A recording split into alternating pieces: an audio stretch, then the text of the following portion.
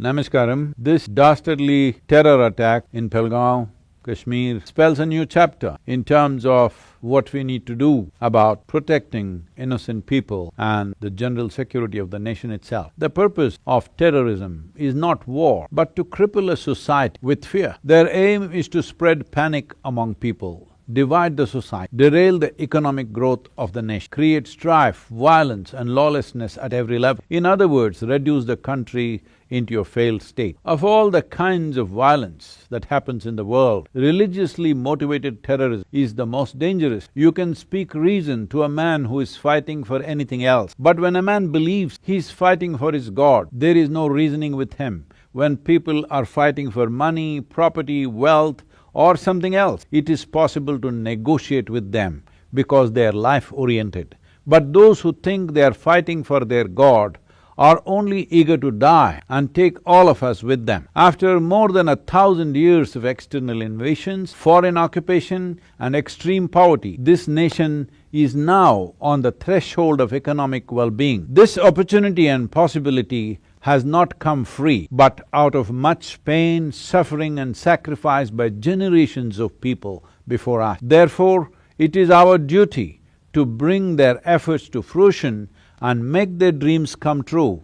It is obvious there are certain elements who do not want this nation empowered. It is high time we defeated nefarious designs of this anti-national element. A steely resolve and an iron hand is needed right now. There are those who are not committed to the idea of nationhood, and they cannot be dealt with softly. If we want to preserve and nurture the sovereignty of this nation, these elements who are willing to kill indiscriminately and also die in the process, whose beliefs are not concurrent with the fundamentals of the nation-state, should be dealt with an iron hand and a steely, long-term resolve. Someone who carries a gun or bomb with the intention of shooting and killing anyone on the street, innocent people, women, children, simply needs to be dealt with decisively. If we want to exist here as a nation, we have to learn the fundamentals of how to maintain the sovereignty of this country. It is important that anybody who threatens normal functioning of society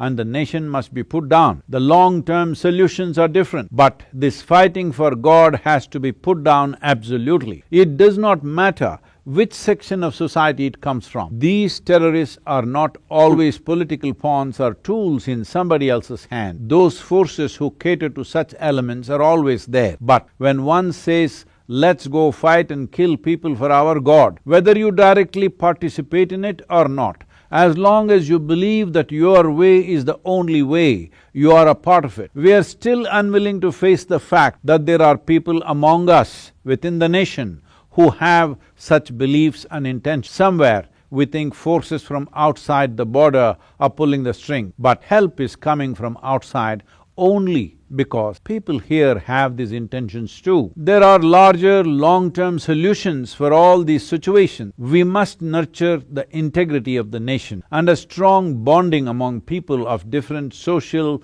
ethnic and religious background. We must bring a more equal distribution of education, economic opportunities, wealth, welfare on all levels. Socio-economic development has to reach everyone so that youth do not go in the direction of terror. All these aspects have to be taken care of over a period of time, but for immediate purposes, these terror activities must be put down strongly. This lawlessness has to be brought to an end. In the larger picture, what we need for the country and the world is more inclusiveness in individuals and institutions of society. And inclusiveness is not only the fundamental nature of spiritual process, but the very basis and goal of life itself. At a time like this, it is for every citizen to realize that within the nation there can be no you versus me. It doesn't matter what our religious beliefs are, what our political affiliations are. We are one Bharat, and only as one unit we can move forward and make a difference. We are at that threshold right now, that if we do the right things in the next 10 years, there will be a glorious Bharat. Let's make it happen.